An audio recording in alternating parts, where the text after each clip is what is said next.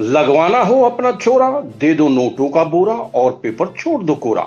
ये किसी फिल्म का गाना या किसी फिल्म का डायलॉग नहीं, बल्कि कांग्रेस की युवा आक्रोश रैली में भाजपा सरकार पर साधा गया निशाना है। ये शब्द राज्यसभा सांसद दीपेंद्र सिंह हुड्डा द्वारा सोनीपत में आयोजित युवा आक्रोश रैली में मुख्य अतिथि के तौर पर शिरकत करते हुए कहे। इस अवसर पर उन्होंने भ्रष्टाचारी, बढ़ती बेरोजगारी और अपराध पर प्रदेश सरकार पर जमकर निशाना साधा। उन्होंने कहा कि 2014 से पहले जब प्रदेश में कांग्रेस का राज था, तब प्रदेश पूरे देश में नंबर 1 पर था, परंतु आज स्थिति गिरते गिरते बहुत दयनीय हो गई है।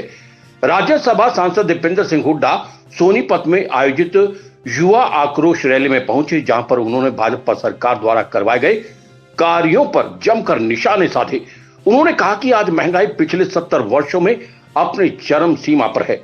आज प्रदेश बेरोजगारी में नंबर 1, अपराध में नंबर 1 और कई ऐसे ही अन्य मामलों में नंबर 1 पर चल रहा है, जबकि दिल्ली के नजदीक होने के नाते हरियाणा की स्थिति बहुत उच्च स्तर की होनी चाहिए थी। जितने इनकी सरकार में 70 साल में भाई को भाई से, कहीं धर्म पे कहीं जात पे इतना नहीं भिड़ाया गया, जितना इनकी सरकार में, और 70 साल में इतना झूठ नहीं बोला गया जितना इनकी सरकार में। इसीलिए आपको और हमको लड़ना होगा।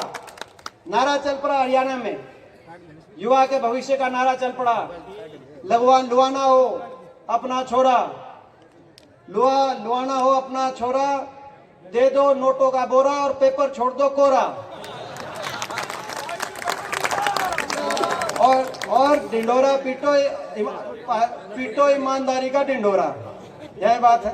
15 यूनिवर्सिटी, सरकारी यूनिवर्सिटी हरियाणा में बनाई गई थी, जिसमें चाहे सोनीपत की मूर्थल यूनिवर्सिटी हो, चाहे बाबा Saheb Ambedkar national law university हो राजीव गांधी एजुकेशन सिटी में, चाहे खानपुर यूनिवर्सिटी हो, पूरे प्रदेश में 15 यूनिवर्सिटी बनाई गई थी। आज ये सोनीपत में मैं खड़ा हूं, जिस सोनीपत में 2005 से पहले एक सरकारी यूनिवर्सिटी किसी सरकार ने बनाने का काम नहीं किया, और जब हमारी सरकार आई तो यहाँ पर 5 सरकारी यूनिवर्सिटी बनाने का काम बना। आज सोनीपत में खड़ा हूं।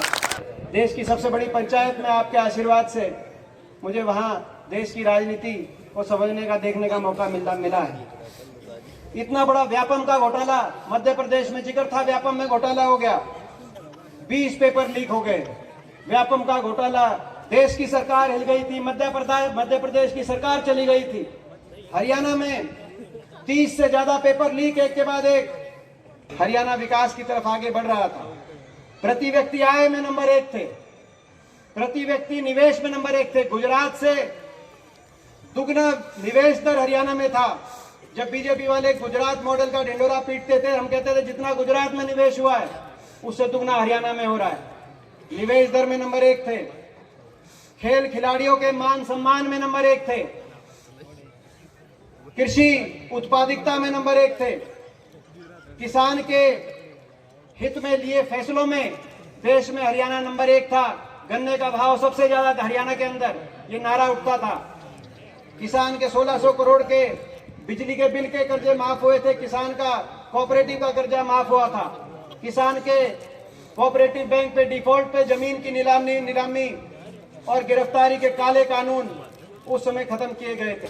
कि हरियाणा प्रदेश पटरी से तो उतारा ही सरकार ने, 7.5 साल की खट्टर सरकार ने और लगभग 8 साल की केंद्र सरकार के इस कार्यकाल में हरियाणा प्रदेश जो विकास में देश में जाना जाता था वो पटरी से तो उतरा, मगर युवा के भविष्य को भी अंधकार की तरफ धकेलने का काम किया।